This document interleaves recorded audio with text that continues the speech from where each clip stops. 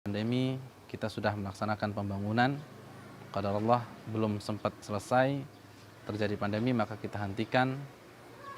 Oleh karenanya pada kesempatan ini kami mengajak untuk kita semuanya untuk membantu pembangunan yang ada di Masjid Syafi'i yang rencananya akan membangun kamar mandi, kemudian tempat wudhu, kemudian kamar untuk marbot, kemudian kamar untuk kunjungan ustadz dan lain sebagainya, yang diperkirakan sekarang kebutuhannya adalah 250 juta. Oleh karena kaum muslimin kita mengajak untuk sama-sama bahu-membahu membantu pelaksanaan pembangunan yang ada di Masjid Syafi'i. Mudah-mudahan dengan uluran tangan kita, walaupun jumlahnya tidak besar, menjadi pahala jariyah kita di sisi Allah Subhanahu wa Ta'ala. Apabila ingin berpartisipasi untuk membantu yang dari jarak jauh, silahkan untuk melihat rekening yang ada di bawah ini. Kemudian yang dekat bisa bantuan diantarkan langsung ke Masjid Imam Syafi'i, baik bentuknya finansial ataupun bahan-bahan bangunan. Ini yang kami sampaikan. Subhanallah bihamdika, asyhadu an la ilaha illa anta astaghfiruka wa atubu ilaik. Assalamualaikum warahmatullahi wabarakatuh.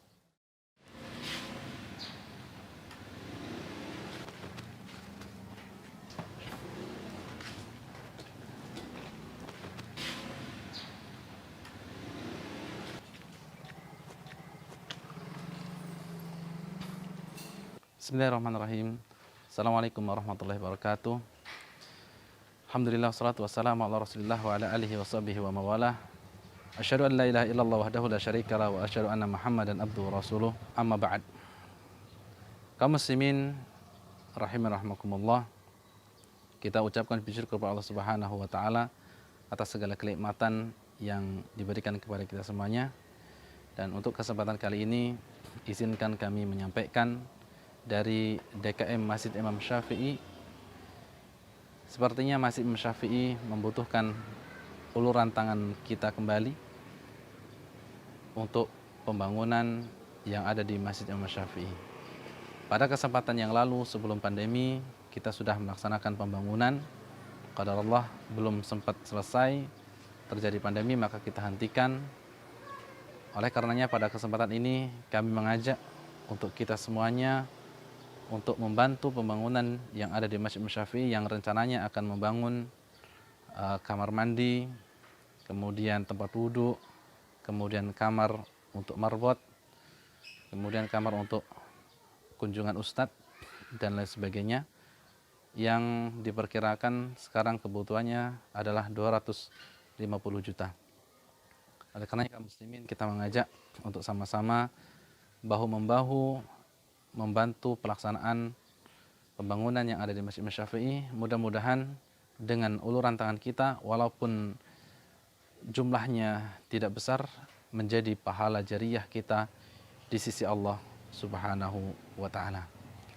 Apabila ingin berpartisipasi untuk membantu yang dari jarak jauh, silahkan untuk melihat rekening yang ada di bawah ini.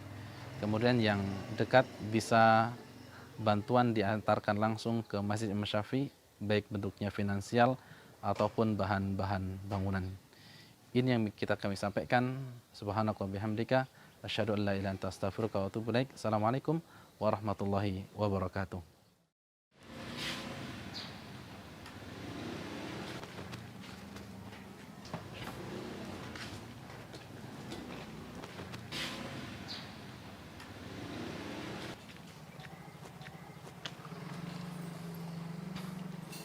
Bismillahirrahmanirrahim. Assalamualaikum warahmatullahi wabarakatuh. Alhamdulillah, wassalatu wassalamu ala rasulillah wa ala alihi wa sahbihi wa mawalah. Asyhadu an la ilaha illallah wahdahu la syarikalah wa asyhadu anna Muhammadan abduhu wa rasuluh. Amma ba'd. Kaum muslimin rahimakumullah, kita ucapkan puji syukur kepada Allah Subhanahu wa Ta'ala atas segala kenikmatan yang diberikan kepada kita semuanya. Dan untuk kesempatan kali ini izinkan kami menyampaikan dari DKM Masjid Imam Syafi'i. Sepertinya Masjid Imam Syafi'i membutuhkan uluran tangan kita kembali untuk pembangunan yang ada di Masjid Imam Syafi'i. Pada kesempatan yang lalu sebelum pandemi kita sudah melaksanakan pembangunan. Qadarullah belum sempat selesai, terjadi pandemi maka kita hentikan. Oleh karenanya pada kesempatan ini kami mengajak untuk kita semuanya untuk membantu pembangunan yang ada di Masjid Imam Syafi'i yang rencananya akan membangun kamar mandi, kemudian tempat wudhu, kemudian kamar untuk marbot, kemudian kamar untuk kunjungan ustadz dan lain sebagainya, yang diperkirakan sekarang kebutuhannya adalah 250 juta. Oleh karena kaum muslimin kita mengajak untuk sama-sama bahu-membahu membantu pelaksanaan pembangunan yang ada di Masjid Imam Syafi'i. Mudah-mudahan dengan uluran tangan kita, walaupun jumlahnya tidak besar, menjadi pahala jariyah kita di sisi Allah Subhanahu wa ta'ala. Apabila ingin berpartisipasi untuk membantu yang dari jarak jauh, silahkan untuk melihat rekening yang ada di bawah ini. Kemudian yang dekat bisa bantuan diantarkan langsung ke Masjid Imam Syafi'i, baik bentuknya finansial ataupun bahan-bahan bangunan. Ini yang kami sampaikan. Subhanakallah bihamdika, asyhadu an la ilaha illa anta astaghfiruka wa atubu ilaik. Assalamualaikum warahmatullahi wabarakatuh.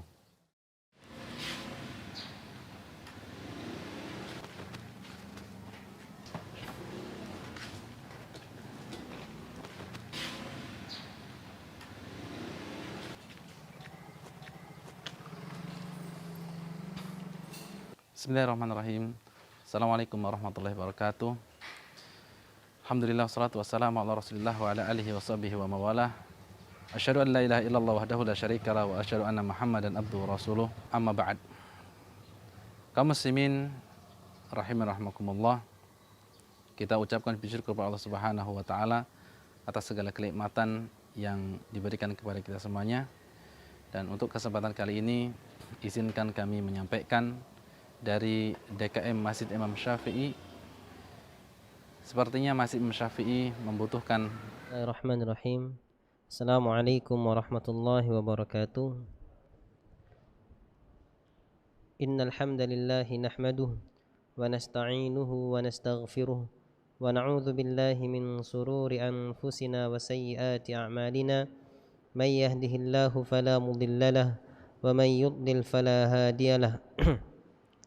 وأشهد أن لا إله إلا الله وحده لا شريك له وأشهد أن محمدا عبده ورسوله لا نبي بعده اللهم صل على محمد وعلى آل محمد ومن تبعهم بإحسان إلى يوم القيامة يا أيها الذين آمنوا اتقوا الله حق تقاته ولا تموتن إلا وأنتم مسلمون يا أيها الناس اتقوا ربكم الذي خلقكم من نفس واحدة وخلق منها زوجها وبث منهما رجالا كثيرا ونساء واتقوا الله الذي تساءلون به والأرحام إن الله كان عليكم رقيبا يا أيها الذين آمنوا اتقوا الله وقولوا قولا سديدا يصلح لكم أعمالكم ويغفر لكم ذنوبكم ومن يطع الله ورسوله فقد فاز فوزا عظيما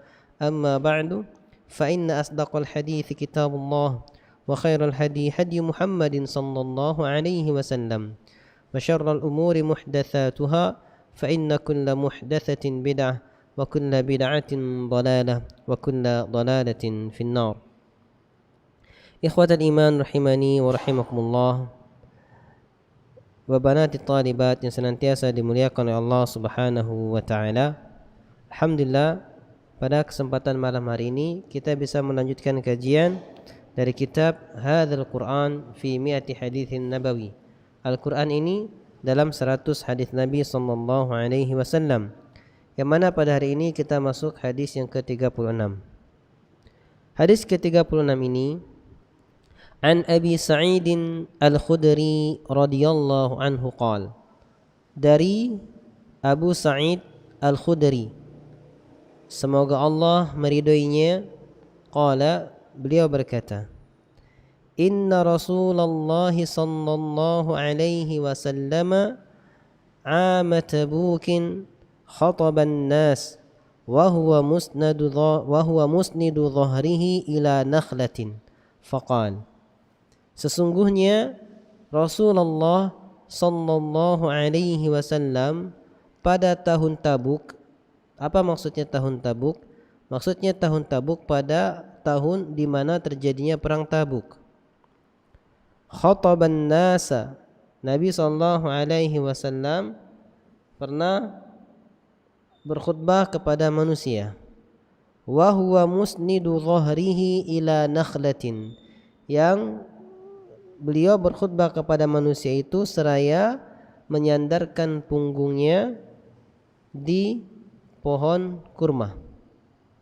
Jadi beliau pernah menyandarkan punggungnya di pohon kurma dan berkhutbah kepada manusia. Faqal, sehingga Nabi sallallahu alaihi wasallam bersabda, ala ukhbirukum bi khairin nasi wa syarrin nas. Maukah kamu aku beritakan tentang sebaik-baik manusia dan seburuk-buruknya manusia. Jadi Nabi ingin menceritakan, ingin memberikan ilmu tentang siapakah manusia yang terbaik dan siapakah manusia yang terburuk. Ala ukhbirukum bi khairin nasi wa syarrin nas. Maukah kamu aku beritakan tentang manusia yang terbaik dan manusia yang terburuk. Kemudian Nabi langsung menjelaskan, inna khairan nas rajulun amila fi sabilillahi ala dhahri farasihi aw ala dhahri ba'irihi aw ala qadamayhi. Sesungguhnya manusia yang terbaik adalah seorang yang dia beramal di jalan Allah ala dhahri farasihi, di atas punggung kudanya, au ala dhahri ba'irihi, atau di atas punggung ontanya, au ala qadamaihi, atau di atas kedua kakinya. Maksudnya apa? Di atas kendaraannya maupun berjalan kaki di setiap langkahnya. Hatta ya'tiyahul mautu, sampai maut mendatanginya. Wa inna min syarrin nasi, dan sesungguhnya seburuk-buruk manusia, rajulan fajiran, adalah seorang yang fajir. Fajir itu pendosa. Fajir itu pendosa, arti orang yang berdosa, fajir. Ya, makanya hati-hati. Kalau ada orang namanya fajiri, jangan dipanggil fajir. Ya, beda arti. Ya, fajiri artinya fajarku, ya waktu fajar. Fajir artinya pendosa. Yang lebih parah lagi kalau bilangnya farji nanti. Nah, berubah lagi artinya jauh. Ya. Dan sesungguhnya seburuk-buruk manusia, rajulan fajira, seseorang yang pendosa. Siapa orang pendosa itu? Yaqra'u kitab Allah la yarwa'i ila syai'in minhu, yaitu orang yang dia membaca kitab Allah tetapi tidak mengerjakan sesuatu pun darinya. Seseorang yang membaca kitab Allah tapi enggak mengerjakan sesuatu pun darinya, baca doang, ini fajir. Ustaz, kalau gitu gimana baca doang kok fajir? Bukankah baca doang itu dapat pahala? Iya, dapat pahala, tapi akan dirinci nanti. Ya, ketika dia telah jelas-jelas tahu maknanya tapi dia tidak mengamalkannya, nanti kita rinci. Maknanya kata muallif di sini, Hadis ini adalah hadis yang diriwayatkan oleh Imam Ahmad wan Nasa'i wal Hakim wa sahhahahu. Jadi hadis ini diriwayatkan oleh Imam Ahmad, Imam An-Nasa'i, Imam Al-Hakim dan disahihkan oleh Imam Al-Hakim. Qala al-muallif rahimahullah, khairun nasi al-mujahiduna fi sabilillah. Sebaik-baik manusia adalah orang-orang yang berjihad di jalan Allah, berjuang di jalan Allah. Karena kalau kita kata-kata jihad ini taunya perang doang ya. Jihad itu berjuang di jalan Allah. Ya, bukan semata-mata karena kita jadi suatu istilah. Kalau dengar kata-kata jihad berarti perang kayak gitu. Jihad itu berjuang di jalan Allah. Orang menuntut ilmu ini berjihad di jalan Allah. Orang yang menyebarkan ilmu, menulis suatu kitab untuk menyebarkan ilmu ini berjuang di jalan Allah, berjihad di jalan Allah melalui kitabah. Maka jihad bil kitabah, jihad bis syayf, ada jihad dengan kitabah tulisan, ada jihad bis syayf, ada jihad dengan pedang, ya. Ada jihad dengan talabul ilmi, menuntut ilmu. Ya, ini di antara berjuang di jalan Allah Subhanahu wa taala. Sebaik-baik manusia adalah orang-orang yang berjuang di jalan Allah. Alladzina yastamirruna fi dzalika hatta ya'tiyahumul mautu. Yaitu apa maksudnya orang yang berjuang di Allah? Berjuang di Allah yang perjuangannya itu senantiasa dia lakukan sampai didatangi kematian. Wa syarrun nasi al-fajirul ladzi yaqra'ul Qur'an wa la ya'malu bi syai'in minhu. Dan manusia yang terburuk adalah pendosa yang dia membaca Al-Quran dan tidak mengamalkan sesuatu pun darinya. Wal fajiru huwal murtakibu lil ma'asi. Makna al-fajir adalah siapa saja yang mengerjakan kemaksiatan. Jadi pelaku maksiat itu istilahnya adalah al-fajir. Ya, al-fajir. Sawa'un kana musliman aw ghaira muslimin. Baik dia itu orang muslim ataupun bukan orang muslim. Jadi kalau kalimat fajir ini bisa diitlakkan kepada orang muslim ataupun non muslim.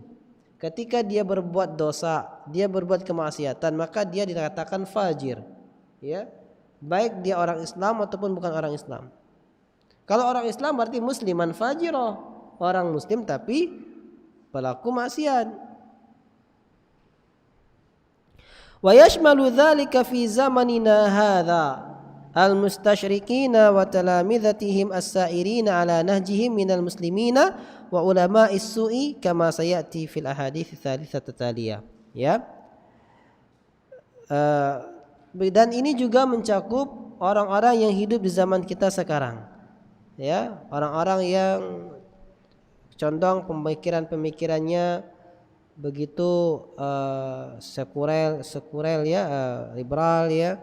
Dan murid-muridnya yang mereka itu berjalan di atas jalan mereka di kalangan kaum muslimin, dan akan dirinci nanti insyaallah pada hadis berikutnya. Qala ba'dul ulama, sebagian para ulama mengatakan innal abda la yatlul qur'ana fayal'anu nafsahu wa huwa la ya'lam. Sebagian ulama mengatakan sesungguhnya ada seorang hamba yang dia benar-benar membaca Al-Qur'an lalu dia melaknat dirinya sendiri sedangkan dia tidak tahu. Seorang hamba yang dia baca Quran, kemudian dia melaknat dirinya sendiri tanpa dia sadari. Yaqul Allah Subhanahu wa taala berfirman, "Ala la'natullahi 'alal zalimin." Ketahuilah laknat Allah atas orang-orang yang zalim.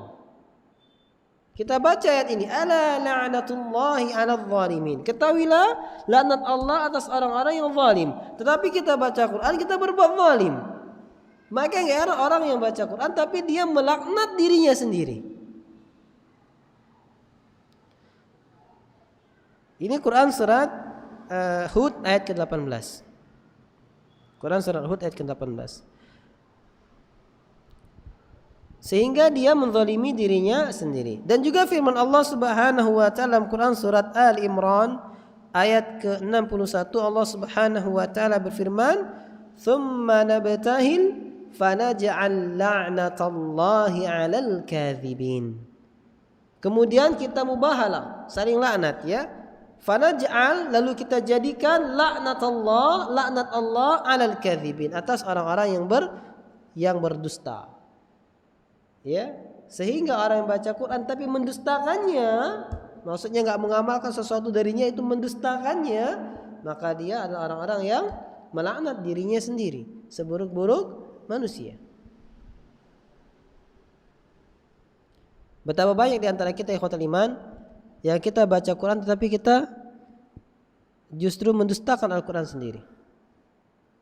Mendustakan Al-Quran sendiri. Baik kita sadari maupun tidak kita sadari, dan hal ini tidak disadarinya. Contoh yang konkret apa? Contoh yang konkret adalah orang-orang yang dia rela menerjang batasan Allah. Dia menerjang batasan Allah, mencari harta yang haram. Ya, dengan alasan kalau enggak saya kerjakan perbuatan ini, saya enggak bisa makan, saya enggak bisa hidup. Makanya saya kejar ini walaupun haram. Ini termasuk orang-orang yang mendustakan Al-Quran. Kenapa? Karena rezeki itu telah Allah tetapkan kepada semua makhluk, dan Allah memerintahkan kita untuk makan yang halal-halal.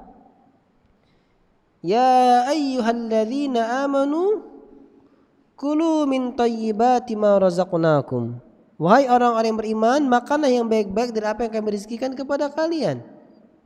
Tapi dia cari yang tidak baik. Padahal perintah ini senada dengan yang Allah perintahkan kepada para rasul. Allah berfirman, ya ayyuhar rusulu kulu minat tayyibati wa'malu salihah.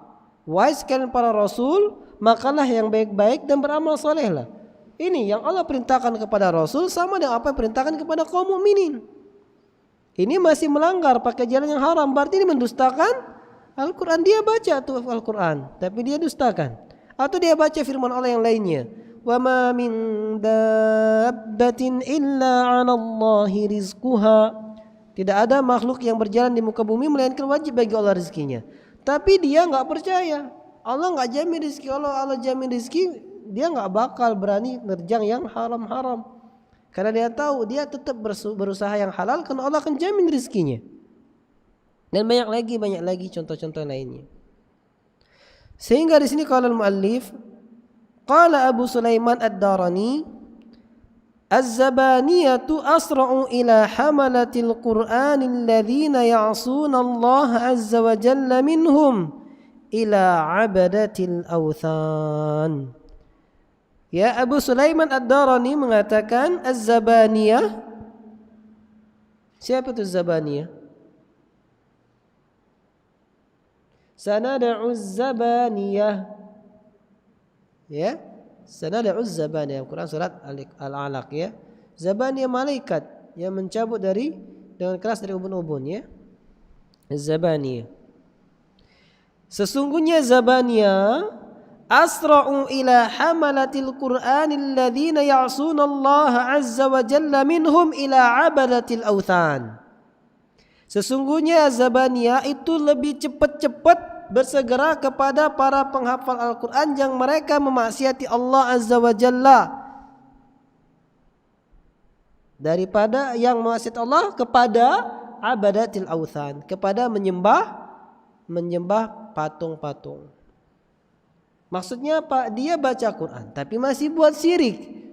Padahal Al-Quran isinya seluruhnya tauhid. Allah telah berfirman, innallaha la yaghfiru ay yushraka bihi wa yaghfiru ma duna dzalika liman yasha. Quran surah An-Nisa. Sesungguhnya Allah enggak mengampuni dosa syirik, Allah mengampuni dosa selain syirik bagi siapa saja Allah kehendaki. Ini pembaca Quran berbuat syirik, maka malaikat Zabaniyah bercepat-cepat. Ya, yang narik dengan keras ubun-ubunnya. Wa qala ba'dus salaf, dan sebagian pendahulu kita, ulama-ulama terdahulu, innal 'abda la yaftatihu suratan fatusalli 'alaihi al-malaikatu hatta yafrugha minha. Sesungguhnya seorang hamba benar-benar membuka suatu surat, kemudian dia salat dengannya.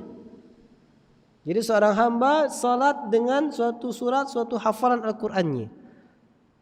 Fatusalli alaihil malaika, sehingga para malaikat berselawat kepadanya, atasnya.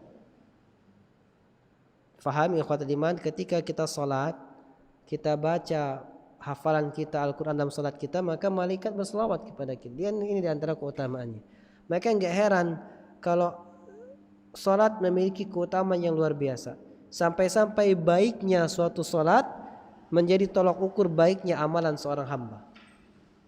Nabi SAW bersabda, awwalu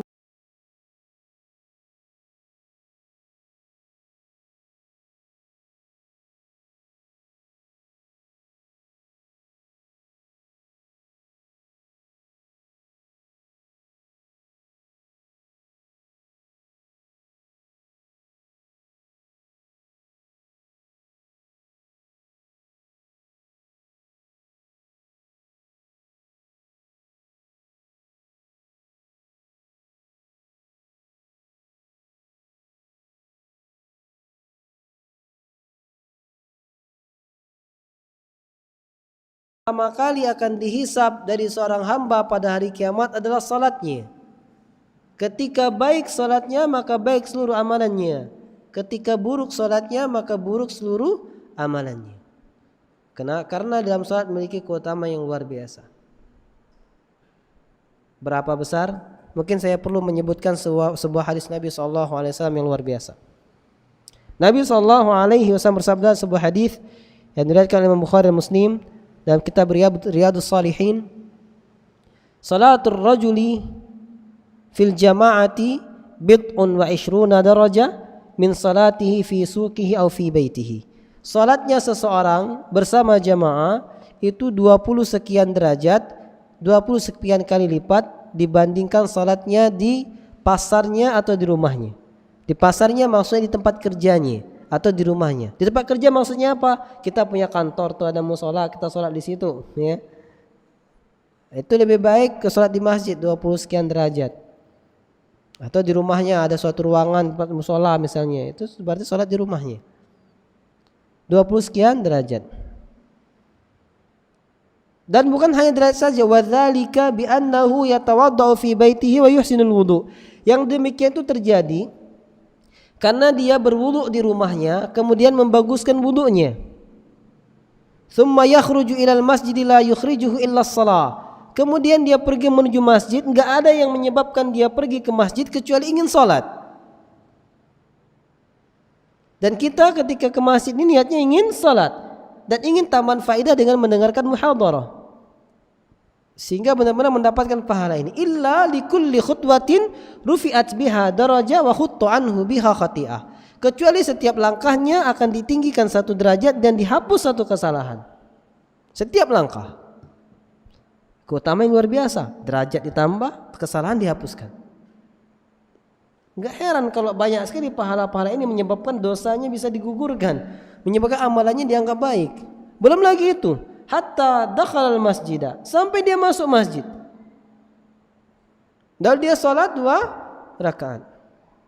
Wal malaikatu tusalli alaihi ma dama fi musallahu man tadhara as-salah. Dalam riwayat yang lain. Dan malaikat senantiasa berselawat kepadanya selama dia di tempat salatnya, selama dia menanti salat. Habis salat duduk, malaikat senantiasa berselawat kepadanya selama dia menanti salat. Malam yuhdits nafsahu, selama dia belum berhadas. Wal malaikatu tusalluna alaihi. Wal malaikatu tusalluna alaihi, dan malaikat tusalluna alaihi, berselawat kepadanya.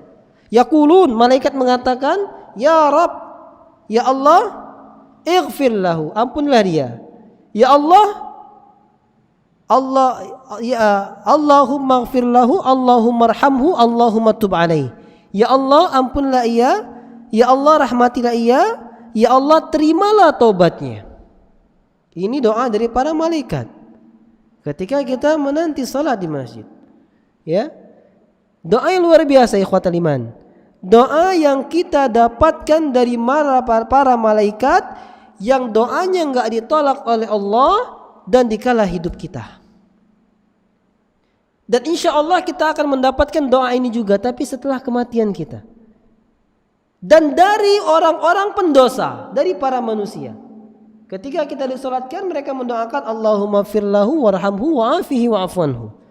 Ya Allah, rahmatilah ia, ampunlah ia, dan maafkanlah kesalahannya. Ini doa dari manusia pendosa yang belum tentu doanya dikabulkan oleh Allah Subhanahu wa taala dan dilakukan sekali ketika kematian kita. Namun ketika kita salat berjamaah, kita mendapatkan doa ini sehari 5 kali dikala hidup kita, dan dari para malaikat yang mulia yang doanya enggak ditolak oleh Allah Subhanahu wa taala. Gak heran kalau dihapuskan kesalahan-kesalahannya. Gak heran kalau salat menjadi sebab utama, jadi tolok ukur baiknya amalan seorang hamba.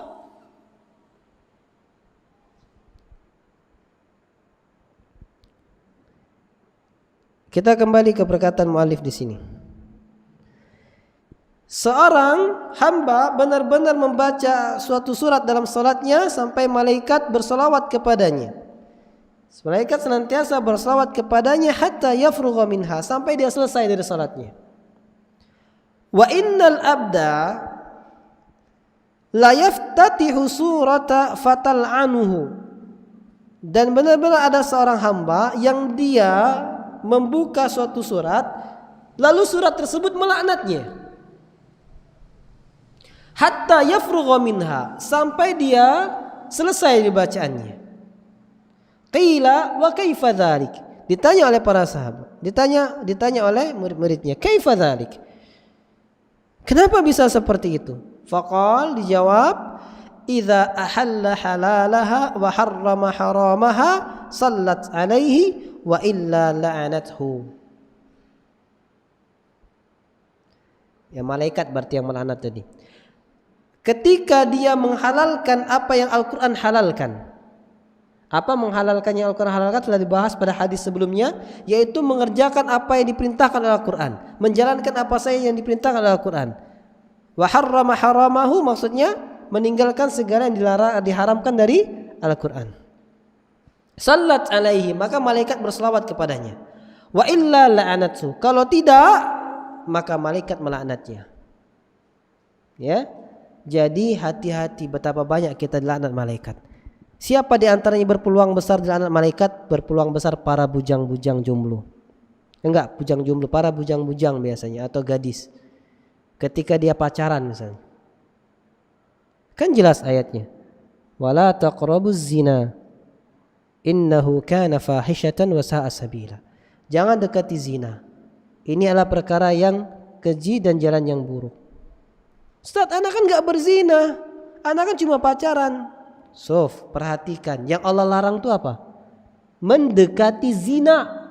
Sudah Allah larang. Apalagi zinanya, lebih besar lagi larangannya. Makanya fahami, yang Allah larang bukan zinanya dalam lafal ayat itu, tapi mendekatinya. Pacaran mendekati zina gak? Jelas. Nah, betapa banyak orang-orang yang dilaknat, ya, ketika dia tidak mengamalkan Al-Quran. Jadi pemahamannya jangan sampai salah paham. Ustaz, kalau memang baca Quran terus dilaknat gara-gara gak ngamalin, aku gak mau baca Quran Ustaz, nanti aku gak ngamalinnya dilaknat. Bukan itu. Baca Quran memiliki pahala tersendiri. Dia dilaknat karena perbuatan-perbuatannya tidak menjalankan apa yang diisi kandungan Al-Quran. Karena pengakuannya Al-Quran pedoman hidupnya, tapi dia mengerjakan yang berbeda dengan apa yang dipedomankan. Sehingga berdilaknat, ya dilaknat. Kan saya nggak tahu, makanya belajar. Saya kan nggak tahu, nggak apa-apa, siapa bilang? Kalau nggak tahu, dia sudah belajar, tapi belum sampai ilmunya, sehingga sesuatu berbuat suatu dosa nggak tahu, la'allallah yaghfirullahu, semoga Allah mengampuninya, karena memang belum sampai hujjah kepadanya. Lah sekarang dia nggak belajar, sehingga nggak tahu, maka ini dosa baginya. Kenapa dosa? Karena nggak mau tahu, nggak mau belajar. Nabi bersabda, talabul ilmi faridatun ala kulli muslim. Menuntut ilmu wajib bagi setiap muslim. Nah, dia nggak mau menuntut ilmu, maka dia berdosa. Kenapa berdosa? Karena nggak menjalankan kewajiban. Menuntut ilmu adalah kewajiban bagi setiap muslim. Dia nggak menjalankan kewajibannya, maka dia berdosa. Ya. Qala al-muallif rahimahullah wa ra'a Ibnu Majah min hadits Jundub qala, Ibnu Majah pernah meriwayatkan sebuah hadis dari hadis Jundub, dia berkata, kunna ashabu Rasulillah sallallahu alaihi wasallam utinal ilm qabla al-Qur'an. Kami dahulu kalangan sahabatnya Nabi sallallahu alaihi wasallam, kami diberi ilmu sebelum Al-Qur'an. Diberi ilmu sebelum Al-Qur'an. Telah dapat bimbingan Nabi, arahan Nabi, dikasih ilmu ini boleh, ini enggak boleh sampai Al-Qur'an. Ya, sampai Al-Qur'an turun. Wa sayati qaumun yu'tauna al-Qur'ana qabla al-iman. Dan akan datang suatu kaum yang dia diberi Al-Qur'an sebelum iman. Yuqimuna hurufahu wa yadi'una hududahu. Mereka menegakkan huruf-hurufnya. Maksudnya mereka senantiasa membacanya, wa yadi'una hududahu, tetapi mereka menyia-nyiakan batasannya. Wa huquqahu, dan mereka juga menyia-nyiakan hak-haknya. Yaquluna, mereka berkata, Bismillahirrahmanirrahim. senantiasa menegakkan bacaannya tetapi menyia-nyiakan batasan-batasan Al-Quran dan hak-haknya. Batasan-batasan itu hukum Allah, yang haram-haram diterjangnya. Yaqulun, mereka berkata, qara'na faman aqra' minna. Kami telah baca Al-Quran, siapa lagi yang lebih pandai bacaannya dari kami? Wa alimna faman a'lamu minna. Kami telah mengilmuinya, siapa lagi yang lebih berilmu dari kami? Merasa paling pandai baca Qur'annya, merasa paling berilmu dirinya. Fadzalika hadzuhum, maka itulah bagian mereka. Wa fi lafzi ulaika syiraru hadhil ummah, dalam lafal hadis yang lainnya, ulaika syiraru hadhil ummah, merekalah manusia yang terburuk dari umat ini. Ya, ngerasa dia paling pandai baca Qur'annya, paling ngerti Qur'an, paling berilmu, tetapi pengamalannya jauh dari Al-Qur'an. Contoh, orang yang dia sudah dengan bangganya menafsirkan Al-Qur'an misalnya, sudah bangganya berbicara tentang Al-Qur'an, sudah bangganya menyalah-nyalahkan orang, memvonis suatu galiran pemecah belah umat lah segala macam, tetapi dengan lampangnya dia mengatakan seperti itu sambil menggenggam rokok di tangannya. Gimana coba? Emang masalah? Ya masalah. Apa masalahnya? Berarti dia nggak ngamalin Al-Quran. Emang di Al-Quran ada pengharam merokok? Ada nggak? Ada nggak coba? Hurrimat alaikum rokok misalnya, diharamkan bagi rokok, ada nggak? Ya nggak ada lafal gitu. Tadkhin bisa merokok, nggak ada lafal gitu. Tapi pengharam rokok ada. Dari mana? Makanya kita harus pahami dulu sumber hukum Islam itu apa. Sumber hukum Islam pertama Al-Quran, kedua sunnah, ketiga ijma', ya kan? Keempat qiyas. Ini menurut kesepakatan. Yang kelima ada sepakat yang tidak, maslahah mursalah. Nah ini sekarang hukum rokok. Allah berfirman, fala wala taqtulu anfusakum, janganlah kalian membunuh diri kalian sendiri. Ternyata rokok tulisannya rokok membunuhmu. Nah, satu, berarti kalau merokok itu melanggar firman Allah satu sisi. Yang kedua, Allah berfirman, wala tulqu bi aidikum ila tahlukah, janganlah kalian lempar diri kalian kepada kebinasaan. Dulu semboyannya beda, merokok dapat menyebabkan kanker, apalagi hipotensi, gangguan kehamilan, kanker jantung, hipotensi, gangguan kehamilan dan janin. Ya, berarti menuju kepada kebinasaan. Terus Nabi bersabda, la darara wala dirar, tidak boleh menjadi sebab kemudaratan, tidak boleh memudaratkan orang dan menjadi sebab kemudaratan. Ya, tidak boleh memudaratkan dan atau menjadi penyebab kemudaratan. Merokok memudaratkan dirinya atau enggak menjadi penyebab mudarat bagi orang yang ada di sebelahnya. Inilah hukum qiyas tadi. Kecuali kalau menolak hukum qiyas, kalau menolak hukum qiyas ya sudah, silakan buat hukum sendiri gitu kan, atau memang memiliki keyakinan sendiri, ini enggak apa-apa Ustaz, ya. Merokok dapat menyebabkan serangan jantung, kanker, gangguan hipertensi, gangguan kehamilan janin. Itu kan kalau rokok dapat. Saya kan beli, Zat. Nah, jadi merokok beli nggak ada, merokok dapat yang kayak gitu tuh. Nah, ya terserah lah ya. Intinya wa ma 'alaika illal balagh. Tidak ada kewajibanmu kecuali hanyalah menyampaikan.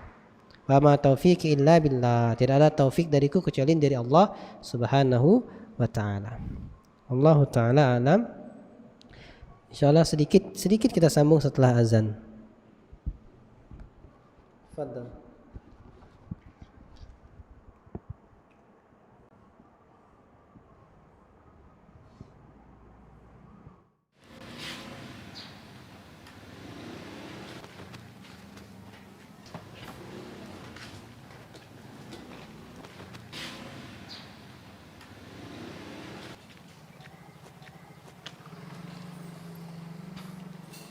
Bismillahirrahmanirrahim. Assalamualaikum warahmatullahi wabarakatuh. Alhamdulillah wassalatu wassalamu ala Rasulillah wa ala alihi wa sahbihi wa mawalah. Asyhadu an la ilaha illallah wahdahu la syarika wa asyhadu anna Muhammadan abduhu wa rasuluh. Amma ba'd. Kaum muslimin rahiman rahimakumullah. Kita ucapkan puji syukur kepada Allah Subhanahu wa taala atas segala kenikmatan yang diberikan kepada kita semuanya. Dan untuk kesempatan kali ini izinkan kami menyampaikan dari DKM Masjid Imam Syafi'i. Sepertinya Masjid Imam Syafi'i membutuhkan uluran tangan kita kembali untuk pembangunan yang ada di Masjid Imam Syafi'i. Pada kesempatan yang lalu sebelum pandemi kita sudah melaksanakan pembangunan. Qadarullah belum sempat selesai, terjadi pandemi maka kita hentikan. Oleh karenanya pada kesempatan ini kami mengajak untuk kita semuanya untuk membantu pembangunan yang ada di Masjid Imam Syafi'i yang rencananya akan membangun kamar mandi, kemudian tempat wudhu, kemudian kamar untuk marbot, kemudian kamar untuk kunjungan ustadz dan lain sebagainya, yang diperkirakan sekarang kebutuhannya adalah 250 juta. Oleh karena kaum muslimin kita mengajak untuk sama-sama bahu-membahu membantu pelaksanaan pembangunan yang ada di Masjid Imam Syafi'i. Mudah-mudahan dengan uluran tangan kita, walaupun jumlahnya tidak besar, menjadi pahala jariyah kita di sisi Allah Subhanahu wa ta'ala. Apabila ingin berpartisipasi untuk membantu yang dari jarak jauh, silahkan untuk melihat rekening yang ada di bawah ini.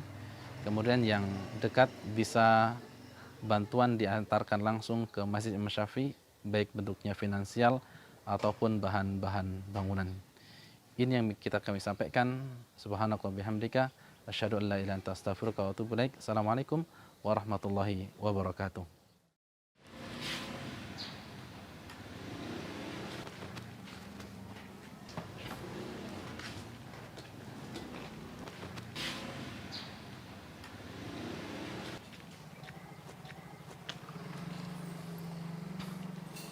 Bismillahirrahmanirrahim. Assalamualaikum warahmatullahi wabarakatuh. Alhamdulillah wassalatu wassalamu ala Rasulillah wa ala alihi wa sahbihi wa mawalah. Asyhadu an la ilaha illallah wahdahu la syarika wa asyhadu anna Muhammadan abduhu wa rasuluh. Amma ba'd. Kaum muslimin rahiman rahimakumullah. Kita ucapkan puji syukur kepada Allah Subhanahu wa taala atas segala kenikmatan yang diberikan kepada kita semuanya. Dan untuk kesempatan kali ini izinkan kami menyampaikan dari DKM Masjid Imam Syafi'i.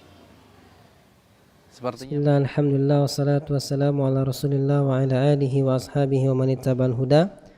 Kita lanjutkan sedikit perkataan wa qala Qatadah, dan Qatadah berkata, ya, lam yujalis ahadun hadzal Qur'an illa qama bi ziyadatin aw nuqsan.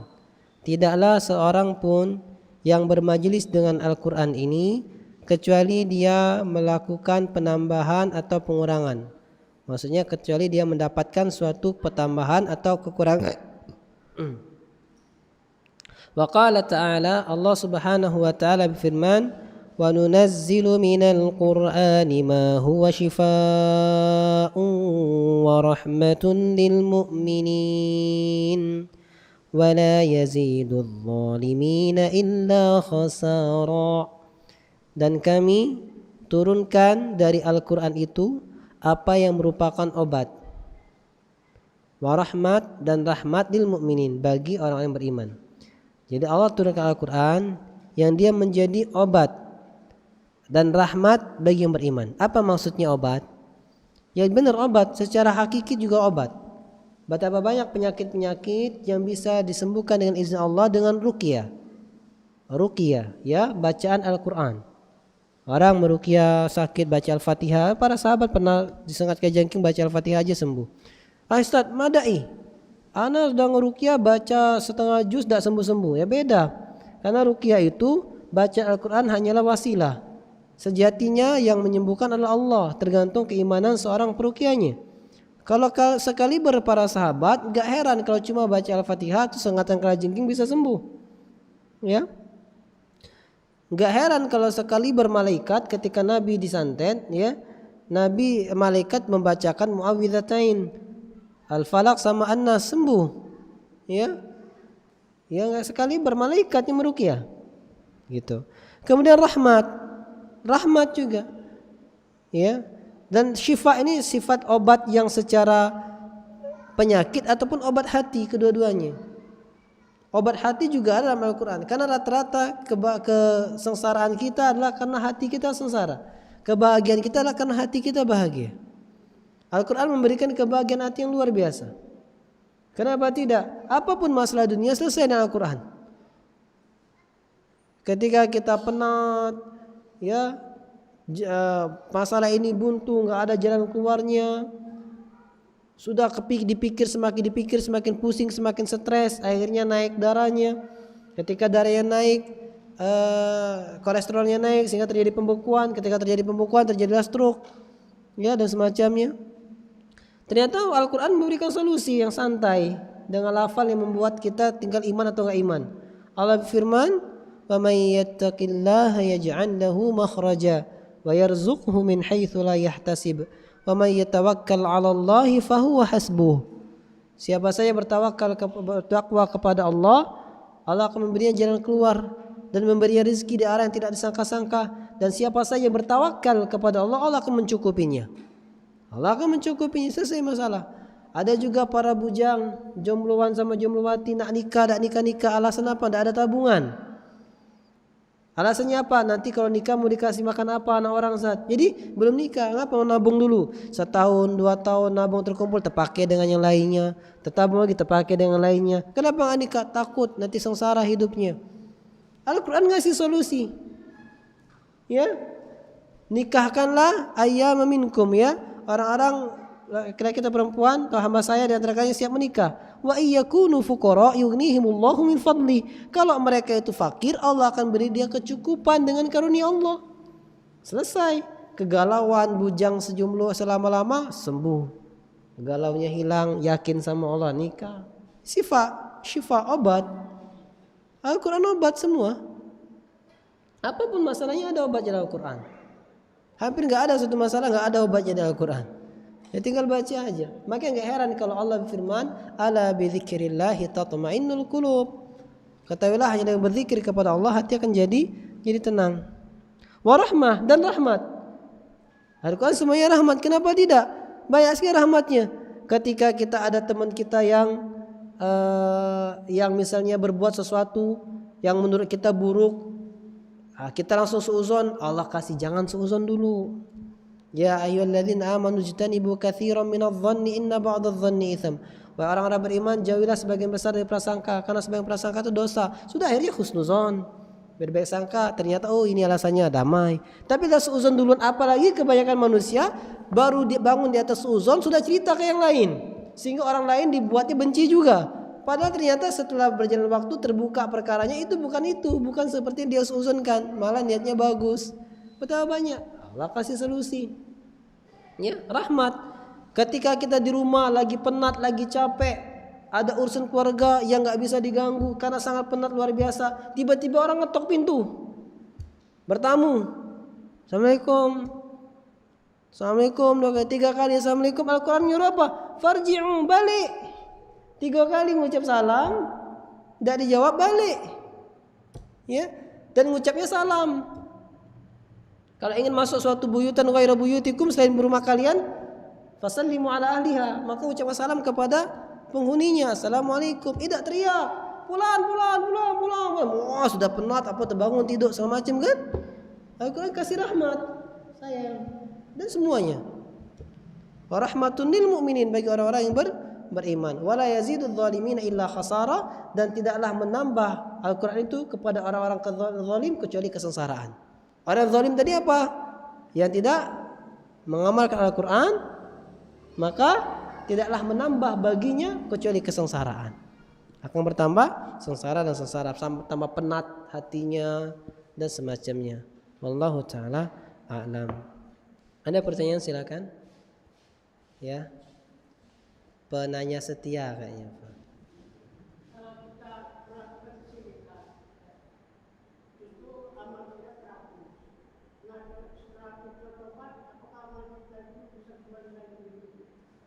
Ya. Ketika kita berbuat syirik kan amal kita terhapus. Nah, ketika kita bertobat apakah amal kita kembali? Yang Anda fahami, amal kita terhapus berdasarkan firman Allah Subhanahu wa taala, la in asyrakta la yahbatanna 'amaluka wa la takunanna minal khasirin. Kalau kamu berbuat syirik akan terhapus amalanmu, akan batal amalanmu, dan kamu termasuk orang-orang yang merugi. Ini adalah ketika dia berbuat syirik dan dia mati di atas kesyirikan. Kalau dia mati di atas kesyirikan, maka enggak manfaat semua amalannya, terhapus semua, batal, dan dia termasuk orang yang merugi. Karena Allah berfirman Quran surah An-Nisa tadi yang diceritakan, yang Anda bacakan, Innallaha la yaghfiru an yushraka bihi wa yaghfiru ma duna dzalika liman yasha. Allah tidak mengampuni dosa syirik, Allah mengampuni dosa selain syirik bagi siapa saja Allah kehendaki. Malam yatub. Dalam kitab tafsirnya itu selama dia enggak bertobat. Jadi kalau dia bertobat, sudah bertobat gimana? Bertobat sebelum akhir hayatnya, berarti tobat itu husnuzan kepada Allah, tobatnya diterima. Terus gimana? Apakah kembali lagi apa amalan-amalannya? Bukan kembali lagi, amalannya enggak terhapus karena dia belum mati di atas kekafiran. Kalau dia mati di atas kekafiran, amalannya terhapus. Jadi yang tadi itu balik lagi, bukan balik lagi, memang belum dihapus. Karena pintu tobat masih terbuka. Kecuali kalau dia tutup hayatnya, dia meninggal dalam keadaan syirik, maka semua pahala tadi terhapus, enggak dianggap semua. Nah, kalau dia nanti bertobat saat pernah syirik, maka dosa syiriknya telah dihapuskan dengan tobatnya, dan pahala-pahala lainnya tetap melanjutkan saja. Ya, melanjutkan saja. Wallahu ta'ala alam. Allah Ta'ala alam. Silakan.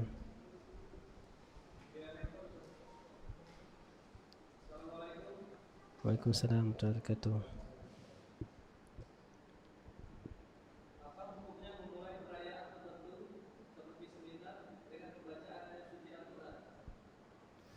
Apa hukumnya memulai suatu kegiatan perayaan tertentu tuh, contohnya seminar, berarti suatu kegiatan dengan Al-Quran.